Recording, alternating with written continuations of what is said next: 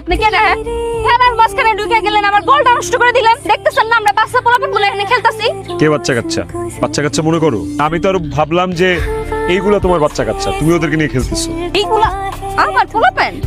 কোন দিক দিয়ে আমার এখানে বেডটা বেডি বয়স মনে হলো? তোর বিয়ে হয়নি? অনেক পাত্র পড়ে আছে, একদম লাইন ধরে দাঁড়িয়ে আছে। এক একজন সুন্দরী মেয়ে পেলেই খাপুস করে ধরে বিয়ে করে ফেলবে। এদের একটা ঝামেলা আছে, এদের মধ্যে কারো কারো ভুঁড়ি অনেক বড়, তো মালটু অনেক সুখে রাখতে পারবে তোমাকে।